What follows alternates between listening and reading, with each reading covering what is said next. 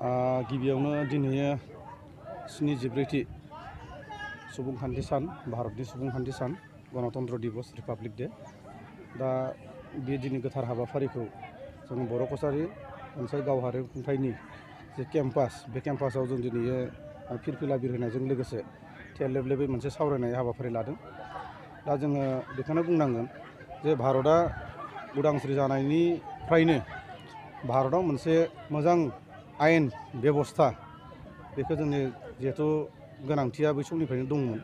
दा बे हिसाबै भारताव 1950 मायथाइनि 26 जानुवारिनिफ्राय भारतनि जि संबिजित बे संबिजितखौ बाहायबोनाय जादों जों बेखौ गासिबो मिथिलायगौ। दा जायखिजाया बे समाव दिनै बर' कछारी वेलफेयार अट'नमास काउन्सिल हिसाबै दिनैनि बे सुबुं सानखो सानाव बा सुबुंखान्थि सानाव आं बेखौनो बुंनो लुबैयो जे जोङो बा सासे भारतनि मोजां नोगोरारि हिसाबै भारतनि जे संबिजितखौ जों गनायनानै जों सोलिनांगोन। भारतनि संबिजितनि बेरेखायै हाबा मावनाया जोंनि थाखाय गनायथाव नङा।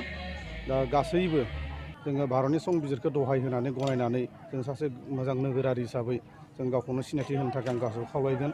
आरो बे समाव नोंथांमोननि राजा बुथुमगिरि नोंथांमोननि गेजेरजों जे जोंनि अट'नमास काउन्सिल बा बर' कछारी अट'नमास काउन्सिलनि सिङाव थानाय जेसेखिनि रायजो राजा बिथांमोनखौ आं खावलायनो लुबैयो।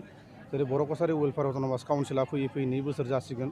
दा बेवहाय गासैबो आफादनि दैदेनगिरि गासैबो रायजो राजा गोरोंसा गासैखौबो ज'यैनो जों गावबा गाव हेफाजाब होलायनानै माबा मोनसे गेना गोरोन्थि नुदोंबा ज' सावरायलायनानै जोङो गासैबो ज' जाजा आवगायलांनायखौ आं दिनैनि बे समाव खावलायगोन। जोङो बर' कछारी अट'नमास काउन्सिल हिसाबै बा वेलफेयार अट'नमास काउन्सिल हिसाबै जेसेखिनि बायजोआव थानाय बा बर' कछारी वेलफेयार अट'नमास काउन्सिलनि सिङाव थानाय जेसेखिनि आफादफोर दङ गासैखौबो ज' लाफानानै जोङो सरकारजों सावरायबाय थादों। आरो जोङो जोंनि जि गामिफोर बे गामिफोरखौ थिसननो थाखाय नटिफाइड खालामनो थाखाय जोङो सरकारनो जों साबमिट होखाजोबना दोननाय जाबाय। दा बिथांमोनाबो बुंबाय थादों जे खम समनि गेजेरावनो गामिखौ नटिफाइ खालामनानै होगोन, खम समनि गेजेरावनो जों बिसायख'थिखौ खुंनानै होगोन बिथांमोना बुंबाय थादों।